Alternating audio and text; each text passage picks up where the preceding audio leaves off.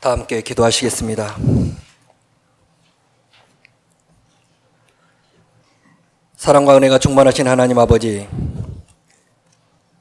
하나님이 지으신 세상은 주님의 지으심에 순종하여 꽃을 피우고 겨우내 얼었던 땅을 뚫고 연한 새싹을 내며 우리에게 봄의 소식을 전하여 줍니다.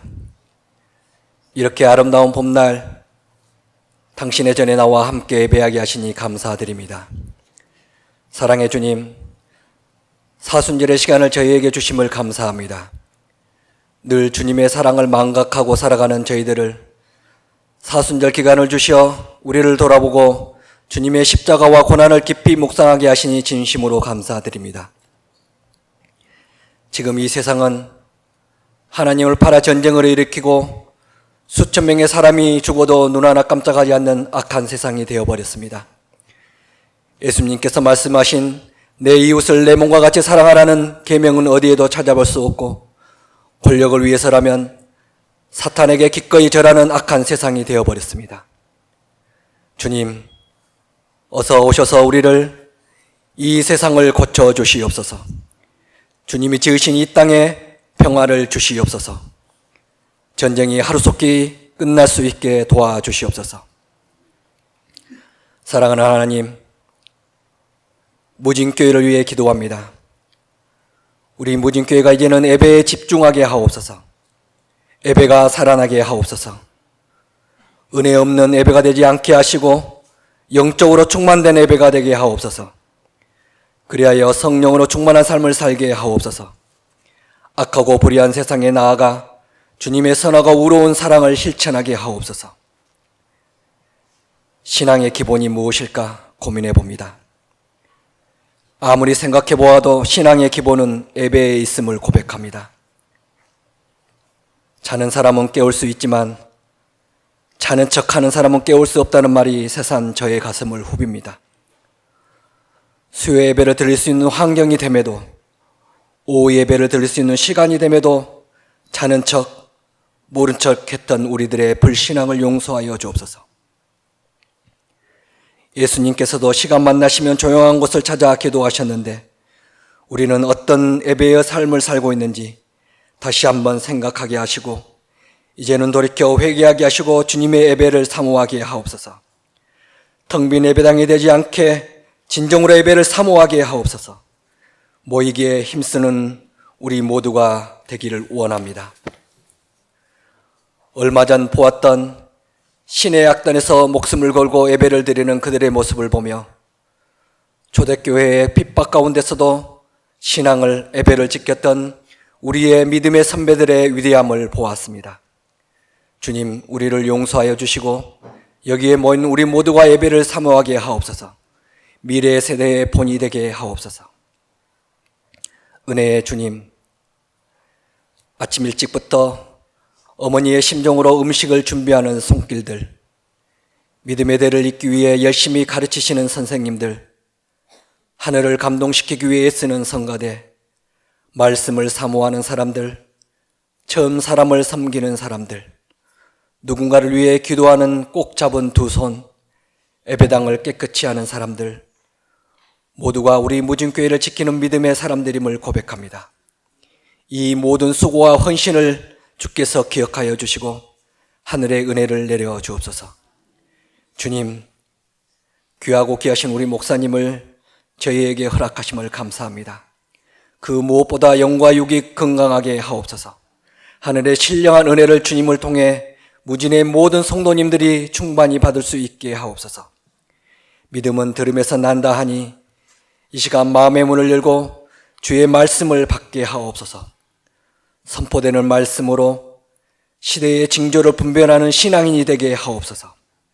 함께 사역하는 이대영 전도사님을 기억하여 주옵소서.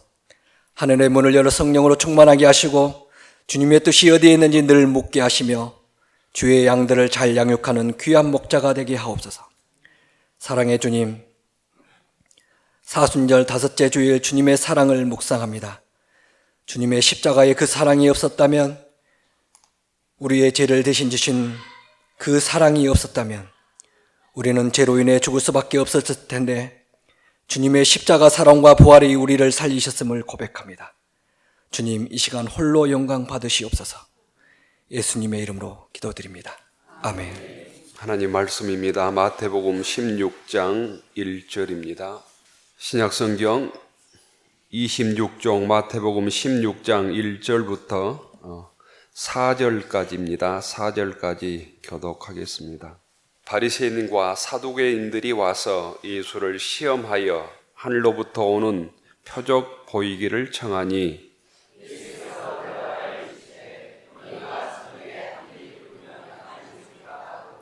아침에 하늘이 붉고 흐리면 오늘은 날이 굳겠다 하나니 너희가 날씨는 분별할 줄 알면서 시대의 표적은 분별할 수 없느냐. 악하고 음란한 세대가 표적을 구하나 요나의 표적밖에는 보여줄 표적이 없느니라 하시고 그들을 떠나가시니라. 아멘. 3월 넷째 주일입니다. 주의 전에 나오신 모든 교우들에게 주님의 은총과 사랑이 함께하길 기원합니다. 옆 사람과 인사하시죠. 반갑습니다. 잘 나오셨습니다.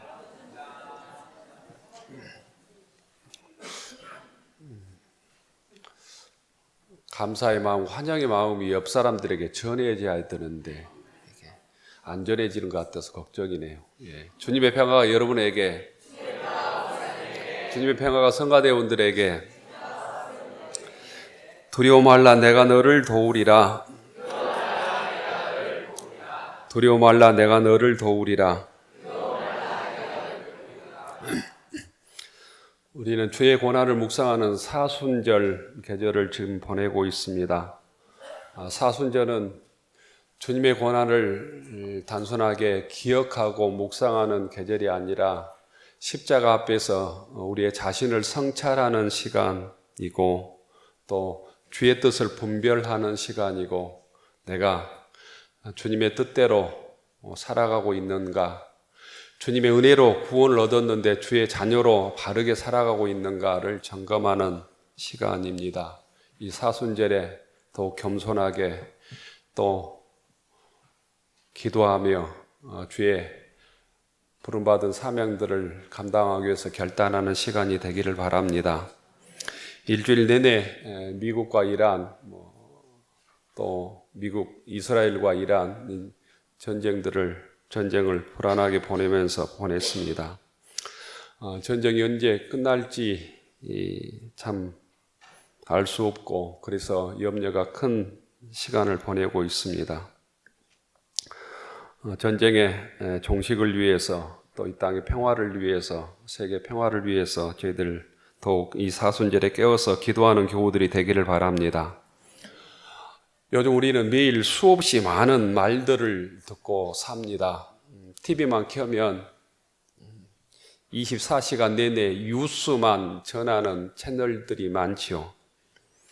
또 휴대폰만 켜면 알지도 못한 곳에서 수십 통, 수백 통의 문자들, 영상들, 광고들이 쏟아지고 또 그걸 열어보면 수없이 많은 또 댓글들이 이어진 것도 봅니다. 각종 문자 또는 카톡이나 페이스북, 유튜브 이런 걸 열어보면 때와 장소를 가리지 않고 영상들, 문자들이 난무합니다. 저 같은 사람에게도 알 수 없는 전화들이 하루에도 몇 통씩 와서 투자하라고 얘기도 하고 뭐가 좋다고 얘기도 하고 보험에 가입하라고도 얘기도 하고 저 같은 사람에게도 이런 많은 문자가 오는데 일반 우리 교우들에게 얼마나 많은 문자들이 올까 이런 생각을 해봅니다. 또 요즘 지방선거를 앞두고 많은 후보자들이 수없이 보내는 스팸 문자들도 우리가 매일 받아보고 이런 스팸 문자 지우기도 참 벅찰 정도를 세상을 우리가 살고 있습니다. 문제는 하루 종일 그 문자들을 보고 남의 말을 듣는 것 자체가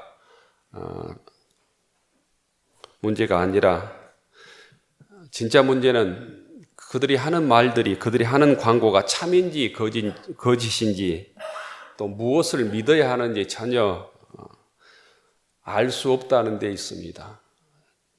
어떤 말이 참인지 어떤 말이 거짓인지 구별하기가 갈수록 어렵다는 데 있습니다. 요즘에 영상들은 또 AI 영상들이 많아서 그 영상이 진짜인지 가짜인지를 구별도 못하죠. 예전에는 정보가 없어서 문제였다면 이제는 정보가 너무 많아서 그 정보를 가려내는 것, 어떤 정보가 바른 정보인지 어떤 것이 사실인지 알 수 없다는 것이 문제입니다. 그래서 어떤 영상이나 어떤 문자나 어떤 전화를 그대로 믿었다가는 굉장히 봉변을 당하거나 큰일 나는 경우도 생기고, 또 내가 알고 했는데 그 말이 전혀 사실과는 동떨어진 말이기도 십상이 되는 세상입니다.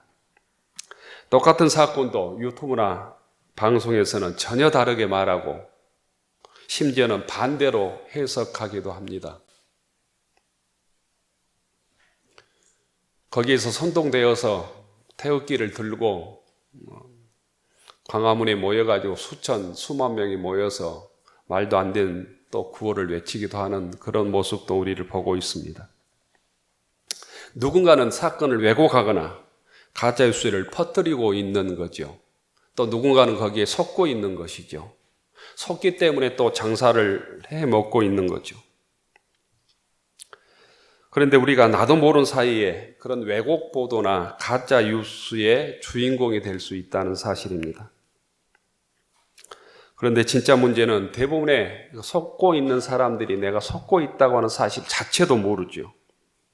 그 내용이 진짜인 것처럼 알고 또 그걸 또 열심히 퍼나릅니다.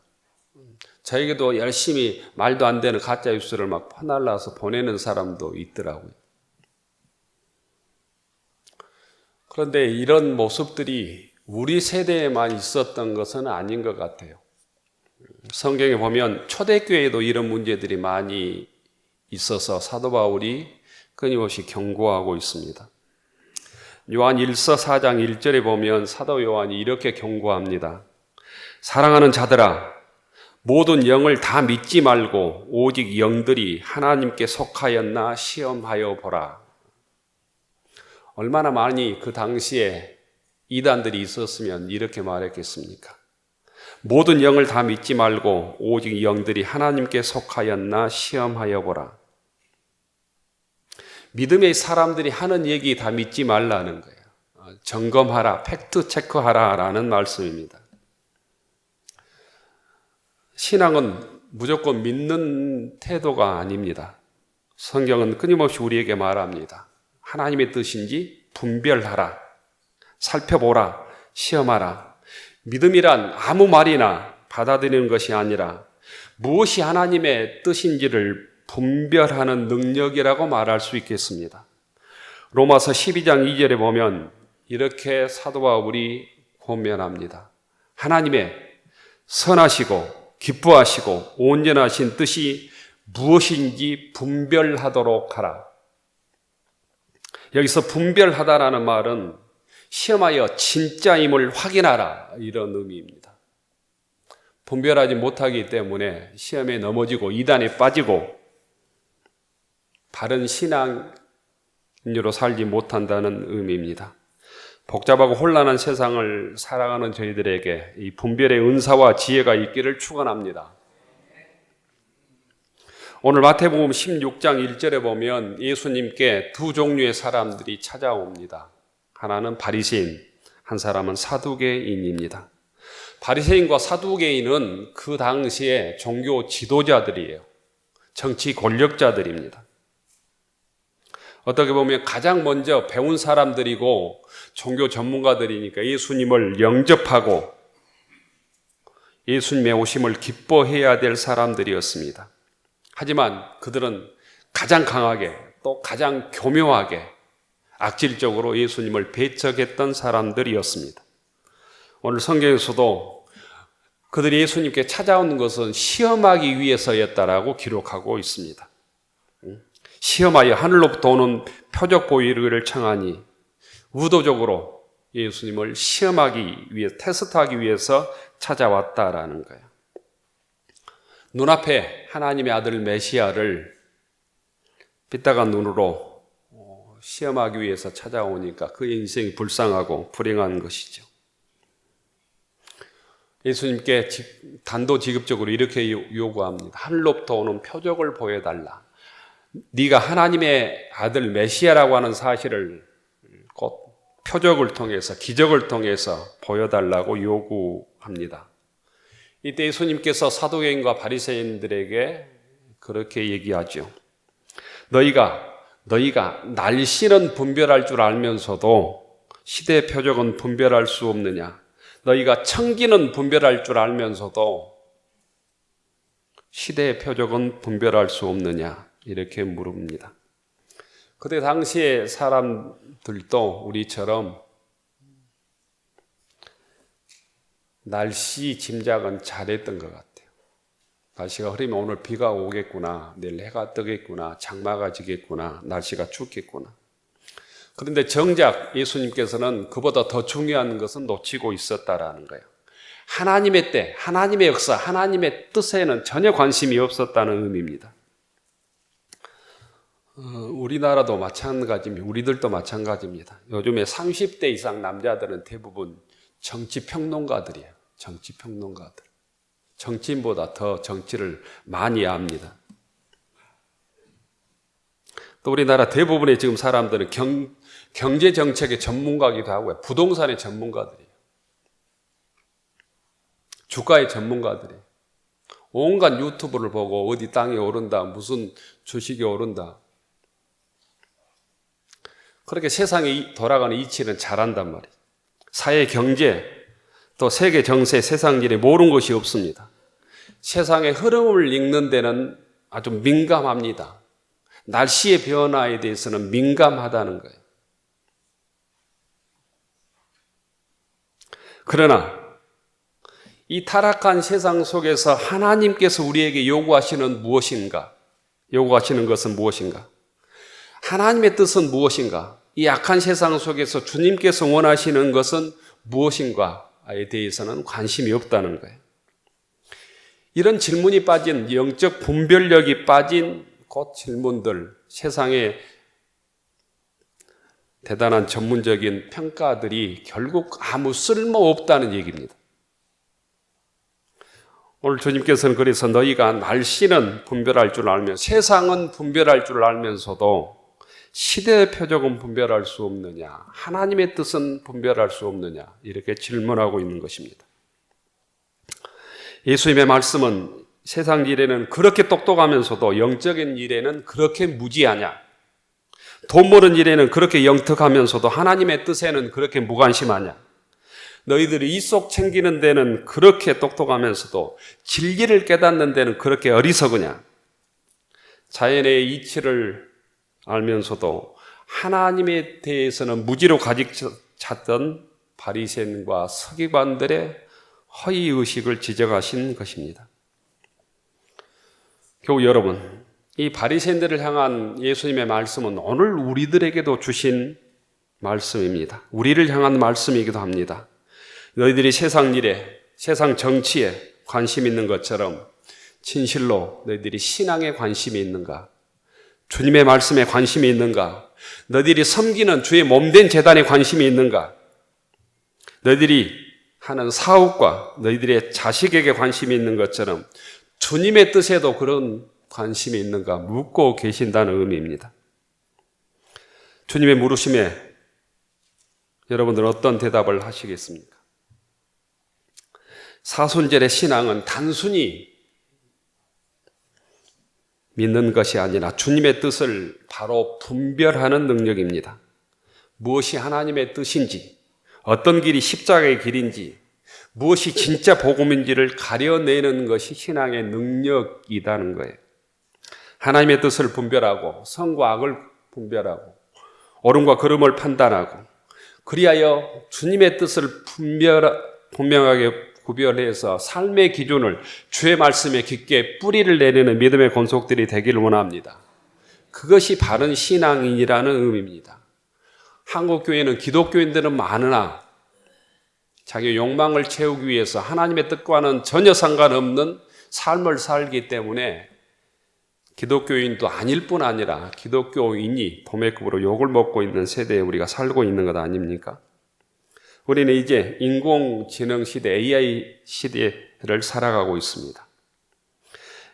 인공지능 시대를 살아가는 신앙일수록 물어야 합니다. 정확하게 질문해야 합니다. 과연 그 말이, 그 똑똑한 그런 사람들이 하는 말이 과연 생명을 살리는 말인가? 아니면 자기 욕심을 채우는 말인가? 이 말이 하나님의 진리를 깨닫게 하는 말인가? 아니면 분노와 두려움 속에 우리를 불안하게 하는 말인가? 자기 욕심을 채우고 자기 권력을 채우기 위한 말인가? 아니면 정말 약자를, 사회 공동체를 살리기 위한 말인가? 이 말이 주님의 뜻을 이루는 말인가? 인간의 욕심을 채우기 위한 말인가를 분별하게 묻고 대답할 수 있어야 된다는 거예요. 모든 감동이 성령의 역사는 아닙니다. 모든 눈물이 회개의 눈물은 아닙니다. 그 눈물 속에 악어의 눈물이 많습니다. 모든 확신이 곧 믿음이 아니에요. 믿음과 확신은 다른 것입니다. 오늘 그리스도의 신앙은 더 크게 외치는 큰 소리 목소리 높이는 신앙이 아니라 더 깊게 질문하며 더 조용히 주의 뜻을 분별할 줄 아는 신앙입니다. 말로 주장하기보다는 침묵으로 기도하고 주의 말씀에 작은 것 한 가지라도 순종할 때 우리가 이 사순절의 신앙인으로 살고 있는 것입니다. 사순절에 주님께서는 우리에게 묻고 있습니다.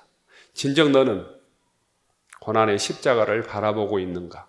그 길을 걸으려고 결단하고 있는가? 너는 하나님의 뜻을 분별하고 있는가? 신앙의 능력은 세상 사람들이 좋아하는 기적을 드러내는 데 있지 않고 주님의 뜻을 분별하여 신실하게 살아가는 데 있습니다. 이런 신앙인이 무진교회 교우들이 되기를 바랍니다. 예수님께 하늘로부터 오는 표적을 보여달라고 하는 바리새인과 사두개인들에게 예수님은 이미 많은 곧 기적과 이적을 보여주셨습니다. 안식일에 손 마른 자를 고쳐주시기도 했고 오병이어의 기적을 일으켜 세워서 보여주시기도 했고 눈먼 자를 눈뜨게 하시고 귀신 들린 각종 귀신 들린 자들을 수없이 많이 고쳐주셨습니다. 더 이상 너희들에게 무슨 기적과 이적이 필요하겠는가? 하지만 그들은 또 다른 기적을 요구했습니다. 예수님은 단호하게 그들의 표적 보이는 요구를 거절하십니다. 그들을 향하여 악하고 음란한 세대라고 책망하십니다. 악하고 음란한 세대. 악과 음란을 버리지 못하면 더 많은 수없이 많은 표적을 보여주어도 그건 나를 믿지 않을 것이다 라는 말씀입니다. 도덕적으로 윤리적으로 이 세대가 악하다는 세대입니다. 음란하다는 말은 영적인 간음의 세대라는 얘기입니다. 그리고 주님은 그들에게 보여줄 표적은 요나의 표적밖에 없다고 말씀하십니다. 내가 너희들에게 마지막 보여줄 표적은 요나의 표적밖에 없다라는 거예요. 4절에 보면 악하고 음란한 세대가 표적을 구하나 요나의 표적밖에는 보여줄 표적이 없다고 말씀. 그리고 그들을 떠나십니다. 주님께서 말씀하신 요나의 표적이란 무엇이겠습니까? 구약 성경 요나서를 읽어보면 금방 이해가 됩니다. 요나는 주전 8세기의 곧 구약 시대의 선지자죠. 요나는 하나님의 명령을 받고 니느웨에 가서 복음을 전하라는 하나님의 명령을 받고 거부하고 다시스로 도망갑니다. 배를 타고 지금 스페인입니다. 스페인으로 배를 타고 도망하는 중에 풍랑을 만나서 바다로 던져지죠. 그때 큰 물고기가 요나를 삼키고 3일 동안 3일 밤낮 물고기 뱃속에 있다가 기적적으로 살아나서 억지로 복음을 전했던 예언자가 요나입니다. 요나의 표적이란 무엇인가? 요나가 큰 물고기에 3일 밤낮 있었던 것처럼 곧 내가 너희들에게 보여줄 표적은 십자가의 표적밖에 없다는 거야. 내가 십자가에 죽고 3일 만에 부활하는 표적밖에 너희들에게 보여줄 것이 없다라는 거야. 다른 말로 얘기하면 너희들이 나에게 표적과 기적을 요구하지만 나는 십자가에 죽는 표적밖에 보여줄 것이 없다는 얘기입니다. 십자가에 죽는 것, 이것이 내가 너희들에게 마지막으로 보여줄 표적이다. 너희들처럼 악하고 음란한 세대에 보여줄 표적은 내가 죽는 길밖에 없다는 거예요. 너희들에게 보여줄 것은 세상적인 승리의 개선가가 아니라 너희를 위해 죽는 것이라고 말씀하고 있는 것입니다. 교우 여러분, 오늘 우리에게 예수님의 죽음은 나와 무슨 상관이 있겠습니까? 신앙적으로 예수님의 죽음은 내 죄의 용서를 의미합니다. 그리고 나의 구원을 의미합니다. 주님께 십자가에 죽으심으로 나에게 구원의 길이 열렸습니다. 하나님의 자녀가 되는 권세를 얻게 되는 거지요. 십자가에 죽으심으로 내가 살게 되었고 주님께서 부활하심으로 우리가 세상을 이길 수 있는 능력을 얻게 되었습니다. 주님이 십자가에 죽으시고 부활하심으로 우리는 하나님의 자녀로, 영적으로 마귀의 자녀가 아니라 하나님의 자녀로, 이 땅의 자유인으로, 하나님의 백성으로 세상의 권세를 이기며 살아갈 수 있는 능력을 얻게 된 것입니다. 그래서 우리들은 예수님을 나의 구원자라고 고백하고 있는 것입니다. 사도 바울은 이렇게 우리에게 이걸 정리해서 말씀합니다. 십자가의 도가 멸망하는 자들에게는 미련하게 보이지만 구원을 얻는 우리에게는 하나님의 능력입니다. 십자가의 능력, 십자가의 표적, 곧 이 표적이 주님께서 우리에게 보여주신 최고의 은혜이고 최고의 기적이며 최고의 표적임을 믿을 수 있기를 바랍니다. 바른 믿음이란 어떤 것일까? 신비한 은혜를 경험하는 일일까? 기적을 많이 체험하는 일일까? 기적을 많이 체험하는 것도 신비한 체험을 많이 하는 것도 아니라는 거예요. 믿음이란 십자가를 통해 세상을 바라보는 눈을 가지는 것입니다. 십자가는 우리에게 새로운 기준을 제시합니다. 예수님의 십자가는 우리들에게 세상을 바라볼 수 있는 분별력을, 영적인 눈을 뜨게 합니다. 세상은 힘을 말하지만 십자가는 희생을 말하고, 세상은 성공을 말하지만 십자가는 사랑을 말합니다. 세상은 경쟁을 말하지만 십자가는 섬김을 말합니다. 이 눈을 가진 사람만이 하나님의 자녀로, 거룩한 성도로 이 시대를 분별하며 살아갈 수 있다는 말씀입니다.